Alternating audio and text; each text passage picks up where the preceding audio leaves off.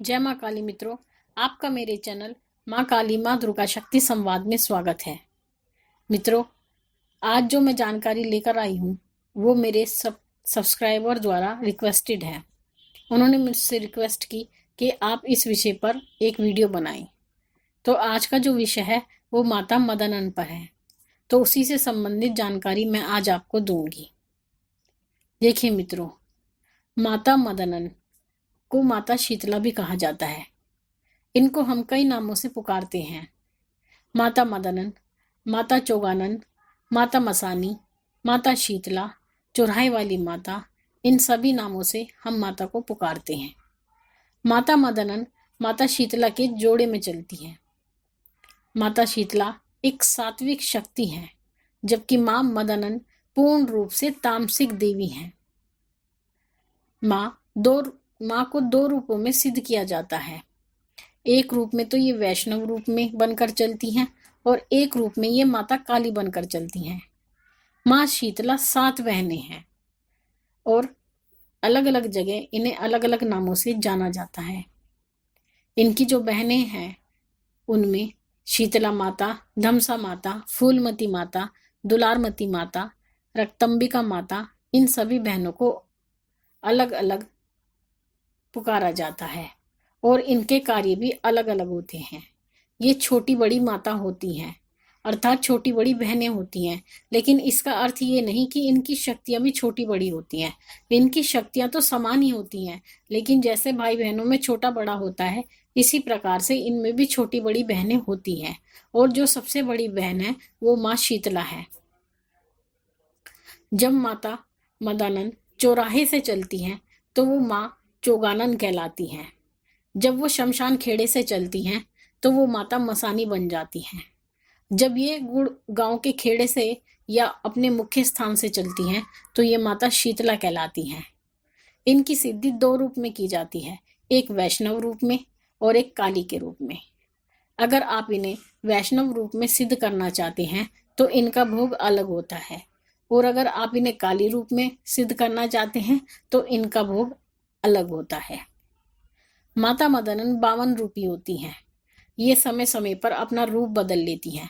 कभी ये माँ काली बन जाती हैं, कभी ये भैरव जी का रूप धारण कर लेती हैं, कभी ये पीर बन जाती हैं, कभी ये हनुमान जी का रूप धारण कर लेती हैं।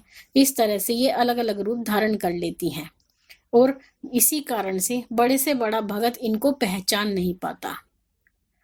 माता मदनन माता शामकोर और 5 बावरियों के जोड़े में भी चलती हैं और साथ में गुरु गोरखनाथ जी के साथ चलती हैं। अगर कोई काम नहीं बनता, कोई ऐसा काम जिसके द्वारा बड़े बड़े देवता भी हार मान लेते हैं, उस समय माता मदनन को याद किया जाता है। और ऐसा कोई कार्य नहीं है जो माता मदनन नहीं कर सकती। ये गंदी से गंदी जगह में भी जाकर उस रोग को पकड़ के ले आती हैं और उस कार्य को सिद्ध कर देती हैं। इसी कारण से भक्तों के द्वारा इनका प्रयोग किया जाता है। भक्त इन्हें भोग देकर प्रसन्न कर लेते हैं और इनसे अपना कार्य करवाते हैं। देखिए मित्रों, भक्त इनसे अच्छे और बुरे दोनों कार्य करवाते हैं और भोग देकर इनको प्रसन्न करते हैं। इस कारण से इन्हें वो कार्य करना पड़ता है और इन्हें गुरु मार भी कहा जाता है, क्योंकि अगर कोई दूसरा व्यक्ति इन्हें भोग पर प्रसन्न कर लेता है तो ये अपने वचन को भंग भी कर देती हैं। जब माता मदनन को किसी के घर भेजा जाता है तो सबसे पहले ये उनके पितरों का बंधन करती हैं और उसके बाद ये अन्य कार्य करती हैं। इसी प्रकार से जब इनकी सिद्धि की जाती है तो ये सबसे पहले हमारे कुल देवता को प्रसन्न करती हैं, कुल देवी को प्रसन्न करती हैं, हमारे पितरों को मनाती हैं। और इसी प्रकार से माता मदनन अलग अलग कार्य करती हैं। देखिए, कुछ शक्तियाँ ऐसी होती हैं जो सात्विक रूप से कार्य करती हैं और कुछ शक्तियाँ ऐसी होती हैं जो तामसिक रूप से कार्य करती हैं।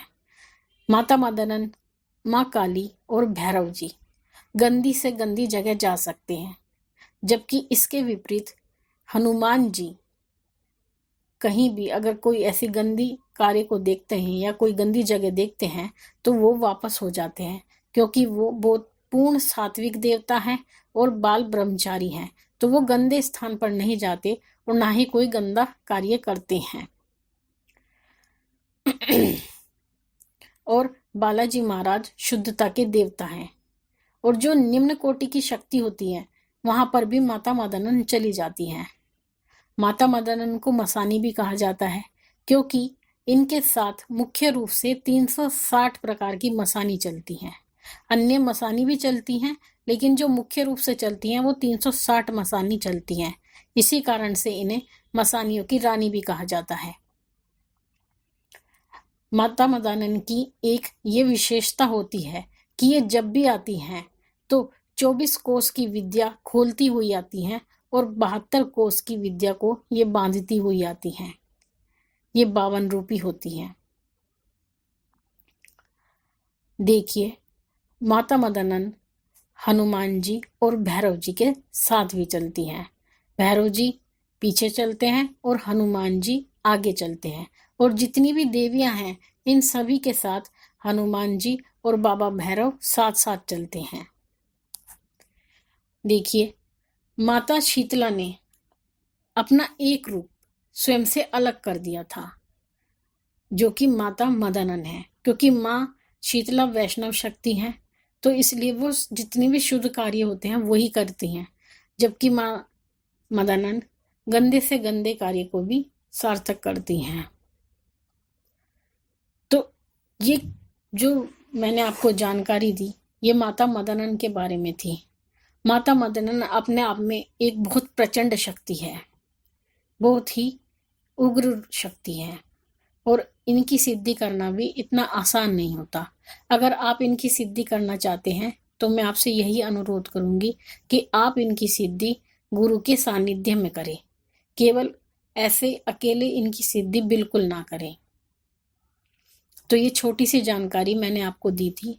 इससे आगे मैं अगली वीडियो में आपको बताऊंगी कि माता मदनन को कौन कौन से भोग दिए जाते हैं और भोग के द्वारा इनको किस प्रकार से प्रसन्न किया जाता है।